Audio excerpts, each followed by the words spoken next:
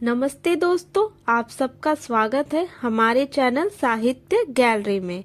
आज की कहानी का शीर्षक है सुभागी, जिसके लेखक मुंशी प्रेमचंद जी हैं। तो चलिए सुनते हैं। और लोगों के यहाँ चाहे जो होता हो, तुलसी महतो अपनी लड़की सुभागी को लड़के रामू से जो भर भी कम प्यार न करते थे। रामू जवान होकर भी खाट का उल्लू था। सुभागी 11 साल की बालिका होकर भी घर के सारे काम करती थी और चतुर भी थी और खेती बाड़ी के भी काम बड़े निपुण से करती थी। कि उसकी माँ लक्ष्मी दिल में डरती रहती कि कहीं लड़की पर देवताओं की आंख न पड़ जाए। अच्छे बालकों से तो भगवान को भी प्रेम होता है, कोई सुभागी का बखान न करे, इसलिए वह अनायास ही उसे डांटती रहती थी। बखान से तो लड़के भी बिगड़ जाते। यह भय ना था, भय था नजर का। वही सुभागी आज 11 साल की उम्र में विधवा हो गई। घर में कोहराम मचा हुआ था। लक्ष्मी पछाड़े खाती थी, तुलसी सिर पटकते थे। उन्हें रोते देखकर सुभागी भी रोती थी। बार बार माँ से पूछती, क्यों रोती हो अम्मा? मैं तुम्हें छोड़कर कहीं ना जाऊंगी, तुम क्यों रोती हो? उसकी भोली बातें सुनकर माता का दिल और भी फटा जाता था। वह सोचती थी कि ईश्वर तुम्हारी यही लीला है, जो खेल खेलते हो वह दूसरों को दुख देकर ऐसा तो पागल करते हैं। आदमी पागलपन करे तो उसे पागल खाने भेजते हैं, मगर तुम जो पागलपन करते हो उसका कोई दंड नहीं। ऐसा खेल किस काम का कि दूसरे रोए और तुम हंसो? तुम्हें जो लोग दयालु कहते हैं, यही तुम्हारी दया है। और सुभागी मन में सोच रही थी कि उसके पास कोठरी भर रुपए होते तो वो उसे छिपा कर रख देती। फिर एक दिन छुपके से बाजार चली जाती और अम्मा के लिए अच्छे अच्छे कपड़े लाती। दादा जब बाकी मांगते तो झट से रुपए निकाल कर दे देती। अम्मा दादा कितने खुश होते। जब सुभागी जवान हुई तो लोग तुलसी महतो पर दबाव डालने लगे कि लड़की का घर कहीं कर दो। जवान लड़की का यूं फिरना ठीक नहीं। जब हमारी बिरादरी में इसकी कोई निंदा नहीं है तो क्यों सोच विचार करते हो? तुलसी ने कहा, भाई मैं तो तैयार हूँ, लेकिन जब सुभागी माने तब ना। वह किसी तरह राजी नहीं होती। हरिहर ने सुभागी को समझाकर कहा, बेटी हम तेरे ही भले को कहते हैं। माँ बाप अब बूढ़े हुए हैं, उनका क्या भरोसा। तुम इस तरह कब तक बैठी रहोगी? सुभागी ने सिर झुकाकर कहा, चाचा मैं तुम्हारी बात समझ रही हूँ, लेकिन मेरा मन घर करने को नहीं कहता। मुझे आराम की चिंता नहीं है, मैं सब कुछ झेलने को तैयार हूँ और जो काम तुम कहो वो सिर झुकाकर मैं कर लूंगी। मगर घर बसाने को मुझसे ना कहो। जब मेरा चाल कुचाल देखना तो मेरा सिर काट लेना। अगर मैं सच्चे बाप की बेटी होंगी तो बात की भी पक्की होंगी। फिर लज्जा रखने वाले तो भगवान है, मेरी क्या हस्ती है कि अब भी कुछ कहूँ। उज्जड़ रामू बोला, तुम अगर सोचती हो कि भैया कमाएगा और मैं बैठी मौज करूंगी तो इस भरोसे ना रहना। यहाँ किसी ने जन्म भर का ठेका नहीं लिया है। रामू की दुल्हन रामू से भी 2 अंगुल ऊंची थी। मटक कर बोली, हमने किसी का कर्ज थोड़ी खाया है कि जन्म भर बैठे भरा करें। यहाँ तो खाने को भी महीन चाहिए, पहनने को भी महीन चाहिए। यह हमारे बूते की बात नहीं। सुभागी ने गर्व के स्वर में कहा, भाभी मैंने तुम्हारा आसरा कभी देखा भी नहीं। भगवान ने चाहा तो कभी देखना भी नहीं पड़ेगा। तुम अपनी देखो, मेरी चिंता ना करो। रामू की दुल्हन को जब मालूम हो गया कि सुभागी घर ना करेगी तो और भी उसके सिर हो गई। हमेशा एक ना एक खुच्चड़ निकाले रहती थी। उसे रुलाने में जैसे उसको मजा आता था। वो बेचारी पहर रात से उठकर कूटने पीसने में लग जाती, चौका बर्तन करती, गोबर पाथती, फिर खेत में भी काम करने चली जाती। दोपहर को आकर जल्दी जल्दी खाना पकाकर सबको खिलाती। रात को कभी माँ के सिर में तेल डालती, कभी उसकी देह दबाती। तुलसी चीलम के भक्त थे, उन्हें बार बार चीलम पिलाती। जहाँ तक अपना बस चलता माँ बाप को कोई काम न करने देती। हाँ, भाई को न रोकती, सोचती यह तो जवान आदमी है, यह काम ना करेंगे तो गृहस्थी कैसे चलेगी। मगर रामू को यह बुरा लगता। अम्मा और दादा को तो तिनका तक ना उठाने देती और मुझे पीसना चाहती है। यहाँ तक कि एक दिन वह जामे से बाहर आ गया। सुभागी से बोला, अगर उन लोगों का बड़ा मोह है तो क्यों नहीं अलग लेकर रहती। तब देखता हूँ कितनी सेवा करती हो। सेवा कड़वी लगती है कि मीठी। दूसरों के बल पर वाहवाही लेना आसान है, बहादुर वह है जो अपने बल पर काम करे। सुभागी ने तो कुछ जवाब न दिया। बात बढ़ जाने का भय था, मगर उसके माँ बाप बैठे सुन रहे थे। महतो से ना रहा गया। बोले, क्या है रामू, उस गरीबन से क्यों लड़ते हो। रामू पास आकर बोला, तुम क्यों बीच में कूद पड़े। मैं तो उसको कहता था, तुलसी, जब तक मैं जीता हूँ तुम उसे कुछ नहीं कह सकते। मेरे पीछे जो चाहे करो। बेचारी का घर में रहना मुश्किल कर दिया। रामू, आपको बेटी बहुत प्यारी है तो उसे गले बांध कर रखिए। मुझसे तो नहीं सहा जाता। तुलसी, अच्छी बात है, अगर तुम्हारी यह मर्जी है तो यही होगा। मैं कल गांव के आदमियों को बुलाकर बंटवारा कर दूंगा। तुम चाहे छूट जाओ, सुभागी नहीं छूट सकती। रात को तुलसी लेटे तो वह पुरानी बात याद आई, जब रामू के जन्म पर उन्होंने रुपए लेकर जलसा किया था और सुभागी पैदा हुई तो घर में रुपए होते हुए भी उन्होंने एक कौड़ी न खर्च की। पुत्र को रत्न समझा था, पुत्री को पूर्व जन्म के पापों का दंड। वह रत्न कितना कठोर निकला और यह दंड कितना मंगलमय। दूसरे दिन महतो ने गांव के आदमियों को जमा करके कहा, पंचो, अब रामू और मेरा एक में निबाह नहीं होता। मैं चाहता हूँ कि तुम लोग इंसाफ से जो कुछ मुझे दे दो वह लेकर अलग हो जाऊं। रात दिन की किचकिच अच्छी नहीं। गांव के मुख्तार बाबू सज्जन सिंह बड़े सज्जन पुरुष थे। उन्होंने रामू को बुलाकर पूछा, क्यों जी, तुम अपने माँ बाप से अलग रहना चाहते हो। तुम्हें शर्म नहीं आती कि औरत के कहने से माँ बाप को अलग किए देते हो। राम राम।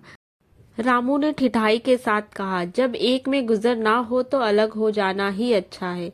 सज्जन सिंह, तुमको क्या कष्ट हो रहा है एक में रहने में। रामू, एक बात हो तो बताऊं। सज्जन सिंह, कुछ तो बतलाओ। रामू, साहब, एक में मेरा इनके साथ निभाह ना होगा, बस मैं और कुछ नहीं जानता। यह कहता हुआ रामू वहां से चलता बना। तुलसी, देख लिया आप लोगों ने इसका मिजाज। आप चाहे 4 हिस्सा में 3 हिस्सा उसे दे दो, पर अब मैं इस दुष्ट के साथ न रहूंगा। भगवान ने बेटी को दुख दे दिया। नहीं, मुझे खेती बाड़ी लेकर क्या करना था। जहाँ रहता वहीं कमाता खाता। भगवान ऐसा बेटा 7वें बैरी को भी ना दे। लड़के से लड़की भली जो कुलवंती हो। सहसा सुभागी आकर बोली, दादा, ये सब बाट बटेरा तो मेरे कारण ही हो रहा है। मुझे क्यों ना अलग कर देते। मैं मेहनत मजूरी करके अपना पेट पाल लूंगी। अपने से जो कुछ बन पड़ेगा तुम्हारी सेवा करती रहूंगी, पर रहूंगी अलग। यो घर का बड़ा बंटवारा होते मुझसे ना देखा जाता। मैं अपने माथे यह कलंक नहीं लेना चाहती। तुलसी ने कहा, बेटी, हम तुझे ना छोड़ेंगे चाहे संसार छूट जाए। रामू का तो मैं मुंह भी नहीं देखना चाहता। उसके साथ रहना तो दूर की बात है। रामू की दुल्हन बोली, तुम किसी का मुंह नहीं देखना चाहते तो हम भी तुम्हारा पूजा करने को व्याकुल नहीं हैं। महतो दांत पीसते हुए उठे कि बहू को मारे, मगर लोगों ने पकड़ लिया। बंटवारा होते ही महतो और लक्ष्मी को मानो पेंशन मिल गई। पहले तो दोनों सारा दिन सुभागी के मना करने पर भी कुछ ना कुछ करते रहते ही थे, पर अब उन्हें पूरा विश्वास था। पहले दोनों दूध घी को तरसते थे। सुभागी ने कुछ रुपए बचाकर एक भैंस ले ली। बूढ़े आदमियों की जान तो उनका भोजन है। अच्छा भोजन ना मिले तो वो किस आधार पर रहे। चौधरी ने बहुत विरोध किया। कहने लगे, घर का काम यो ही क्या काम है कि तू यहाँ नया झंझट पाल रही है। सुभागी उन्हें बहलाने के लिए कहती, दादा, दूध के बिना मुझे खाना नहीं अच्छा लगता। लक्ष्मी ने हंसकर कहा, बेटी तो झूठ कब से बोलने लगी। कभी दूध हाथ से भी छुई है क्या। खाने की तो दूर की बात, सारा दूध हम लोगों के पेट में ठूस देती है। गांव में जहां देखो सबके मुंह से सुभागी की तारीफ। लड़की नहीं, देवी है। 2 मर्दों का काम भी करती है, उस पर माँ बाप की सेवा भी किए जाती है। सज्जन सिंह तो कहते यह उस जन्म की देवी है, मगर शायद महतो को यह सुख बहुत दिन तक भोगना ना लिखा था। 7-8 दिन से महतो को जोर का बुखार चढ़ा था। देह पर कपड़े का थार भी नहीं रखा देते। लक्ष्मी पास बैठी रो रही थी। सुभागी पानी लिए खड़ी है।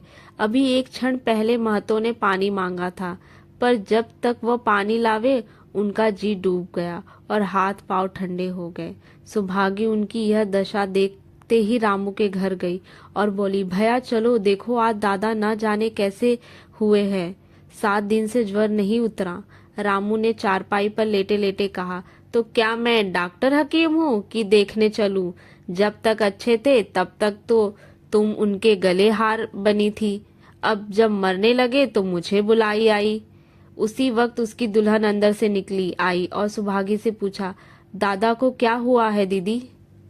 सुभागी के पहले रामू बोल उठा, हुआ क्या है, अभी कोई थोड़े मरे जाते हैं। सुभागी ने फिर उससे कुछ ना कहा, सीधे सज्जन सिंह के पास गई। उसके जाने के बाद रामू हंसकर स्त्री से बोला, त्रिया चरित्र इसे ही कहते हैं। स्त्री, इसमें त्रिया चरित्र कौन सी बात है, चले क्यों नहीं जाते? रामू, मैं नहीं जाने का, जैसे उसे लेकर अलग हुई थी वैसे ही अलग रहे, मर भी जाए तो ना जाऊं। स्त्री, मर जाएंगे तो आग देने तो जाओगे, तब कहाँ भागोगे? रामू, कभी नहीं, सब कुछ उनकी प्यारी सुभागी ही कर लेगी। स्त्री, तुम्हारे रहते वह क्यों करने लगी? रामू, जैसे मेरे रहते उसे लेकर अलग हो गई वैसे ही। स्त्री, नहीं जी, ये अच्छी बात नहीं है, चलो देख आवे, कुछ भी हो बाप ही तो है, फिर गांव में कौन मुंह दिखावेगा? रामू, चुप रहो, मुझे उपदेश मत दो। उधर बाबू साहब ने जो ही महतो की हालत सुनी, तुरंत सुभागी के साथ भागे चले आए। यहाँ पहुंचे तो महतो की दशा और भी खराब हो चुकी थी। नाड़ी देखी तो बहुत धीमी थी। समझ गए कि जिंदगी के दिन पूरे हो गए, मौत का अंत छाया हुआ था। सजल नेत्र होकर बोले, महतो भाई कैसा जी है? महतो जैसे नींद से जागकर बोले, बहुत अच्छा है भैया, अब तो चलने की बेला है। सुभागी के पिता अब तुम ही हो, उसे तुम ही को सौंप जाता हूँ। सज्जन सिंह ने रोते हुए कहा, भैया महतो घबराओ मत, भगवान ने चाहा तो तुम अच्छे हो जाओगे। सुभागी को तो मैं हमेशा अपनी बेटी समझता हूँ और जब तक जीऊंगा तब तक समझूंगा। तुम निश्चित रहो, मेरे रहते सुभागी या लक्ष्मी को कोई तिरछी आंख से भी ना देख सकेगा, और कुछ इच्छा हो तो वो भी कह दो। महतो ने विनित्र नेत्रों से देखकर कहा, और कुछ नहीं कहूंगा भैया, भगवान तुम्हें सदा सुखी रखे। सज्जन सिंह, रामू को बुलाकर लाता हूँ, उससे जो भूल चूक हो क्षमा कर दो। महतो, नहीं भैया, उससे पापी हत्यारे का मुंह मैं नहीं देखना चाहता। उसके बाद गोदान की तैयारी होने लगी। रामू को गांव भर ने समझाया, पर वह अंतिम संस्कार करने पर राजी ना हुआ।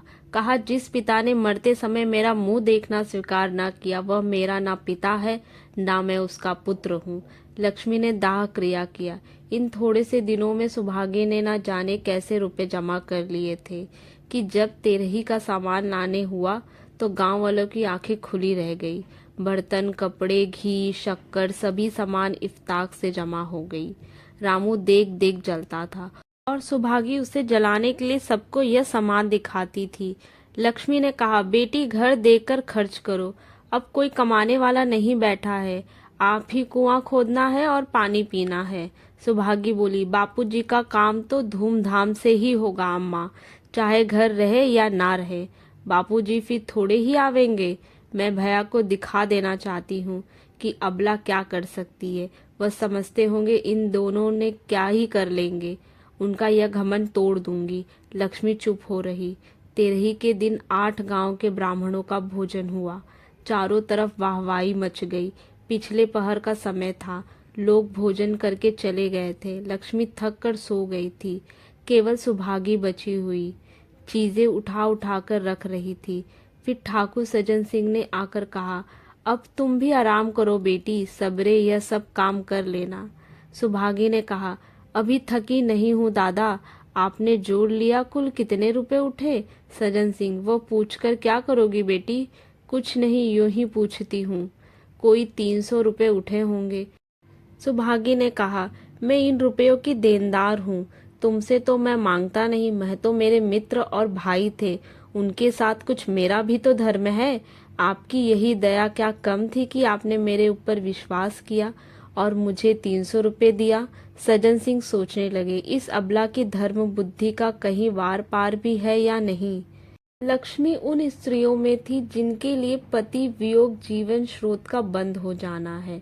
50 वर्ष के चीर सहवास के बाद अब यह एकांत जीवन उसके लिए पहाड़ हो गया। उसे अब ज्ञात हुआ कि मेरी बुद्धि, मेरा बल, मेरी सुमति मानो सबसे मैं वंचित हो गई। उसने कितनी बार ईश्वर से विनती की थी, मुझे स्वामी के सामने उठा लेना, मगर उसने यह विनती स्वीकार न की। मौत पर अपना काबू नहीं तो क्या जीवन पर भी काबू नहीं है। वह लक्ष्मी जो गांव में अपनी बुद्धि के लिए मशहूर थी, जो दूसरों को सीख देती थी, वह बौराई घूम रही है। सीधी सी बात करते नहीं बनती। लक्ष्मी का दाना पानी उसी दिन से छूट गया। सुभागी के आग्रह करने पर भी वह थोड़ा बहुत खा लेती, लेकिन कंठ के नीचे न उतरता। 50 वर्ष हुए, एक दिन भी ऐसा ना हुआ कि पति के बिना खाए खुद खा जाए। अब वह नियम को कैसे तोड़े। आखिर उसे खांसी आने लगी। दुर्बलता से वह जल्द ही खाट पर पड़ गई। सुभागी अब क्या करे। ठाकुर साहब के रुपए चुकाने के लिए दिलो जान से मेहनत करती थी। यहाँ माँ बीमार पड़ गई। अगर बाहर जाए तो माँ अकेली रहती है।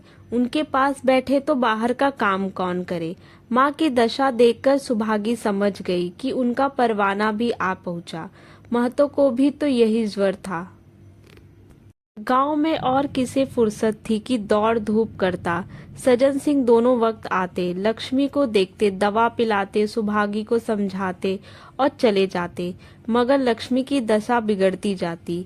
यहाँ तक कि 15वें दिन वह भी संसार से सिधार गई। अंतिम समय रामू आया और उनके पैर छूना चाहता था, पर लक्ष्मी ने उसे ऐसी झिझकी दी कि वो समीप न आ सका। सुभागी को उसने आशीर्वाद दिया, तुम्हारी जैसी बेटी पाकर तर गई। मेरा क्रियाक्रम तुम ही करना। मेरी भगवान से यही आखिरी इच्छा है कि उस जन्म में भी तुम्हें ही मेरी कोख से जन्म दे। माता के देहांत के बाद सुभागी के जीवन का केवल एक लक्ष्य रह गया, सज्जन सिंह के रुपए चुकाना। 300 पिता के क्रियाक्रम में लगे थे, लगभग 200 माता के काम में लगे। 500 का ऋण था और उसकी अकेली जान, मगर वो हिम्मत ना हारती थी। 3 साल तक सुभागी ने रात को रात और दिन को दिन न समझा। उसकी कार्य शक्ति और पौरुष देकर लोग दांतों तले उंगली दबाते थे। दिन भर खेती बाड़ी का काम करने के बाद वह रात को 4-4 पसेरी आटा पीस डालती। 30वें दिन 15 रुपए लेकर वह सज्जन सिंह के पास पहुंच जाती। इसमें कभी नागा ना पड़ता। यह मानो प्रकृति का अटल नियम था। चारों ओर से उसकी सगाई के पैगाम आने लगे। सभी उसके लिए मुंह फैलाए बैठे हुए थे। जिसके घर सुभागी जाएगी उसके भाग्य फिर जाएंगे। सुभागी यही जवाब देती। अभी वह दिन नहीं आया। जिस दिन सुभागी ने आखिरी किस्त चुकाई, उस दिन उसकी खुशी का ठिकाना न था। आज उसके जीवन का कठोर व्रत पूरा हो गया। वह चलने लगी तो सज्जन सिंह ने कहा, बेटी तुमसे मेरी एक प्रार्थना है, कहो तो कहूँ, मगर वचन दो कि मानोगी। सुभागी ने कृतज्ञ भागों से कहा, दादा आपकी बात ना मानूंगी तो किसकी बात मानूंगी। मेरा तो रो रो आपका गुलाम है। सज्जन सिंह, अगर तुम्हारे मन में यह भाव है तो मैं ना कहूँगा। मैंने अब तक तुमसे इसलिए नहीं कहा कि तुम अपने को मेरा देनदार समझ रही थी। अब रुपए चुक गए। मेरा तुम पर कोई एहसान नहीं, रत्ती भर भी नहीं। बोलो कहूँ। सुभागी, आपकी जो आज्ञा हो। सज्जन सिंह, देखो इनकार न करना, नहीं तो मैं फिर मुंह ना दिखाऊंगा। सुभागी, क्या आज्ञा है। सज्जन सिंह, मेरी इच्छा है कि तुम मेरी बहू बनकर मेरे घर को पवित्र करो। मैं जात पात का कायल हूँ, मगर तुमने मेरे सारे बंधन तोड़ दिए। मेरा लड़का तुम्हारे नाम का पुजारी है। तुमने उसे बाहर देखा है? बोलो मंजूर करती हो। सुभागी, दादा इतना सम्मान पाकर पागल हो जाऊंगी। सज्जन सिंह, तुम्हारा सम्मान भगवान कर रहे हैं बेटी। तुम साक्षात भगवती का अवतार हो। सुभागी, मैं तो आपको अपना पिता समझती हूँ। आप जो कुछ करेंगे मेरे भले ही करेंगे। आपके हुक्म को कैसे इनकार कर सकती हूँ। सज्जन सिंह ने उसके माथे पर हाथ रखकर कहा, बेटी तुम्हारा सुहाग अमर रहे। तुमने मेरी बात रख ली, मुझसा भाग्यशाली संसार में और कोई ना होगा। तो ये थी कहानी सुभागी की, जिसने जीवन भर अपार कष्ट सहे, पर अंत में ईश्वर ने उसको उसकी खुशी दे दी। ऐसे ही हिंदी कहानियों के लिए आप हमारे चैनल साहित्य गैलरी को लाइक एंड सब्सक्राइब कर सकते हैं। धन्यवाद।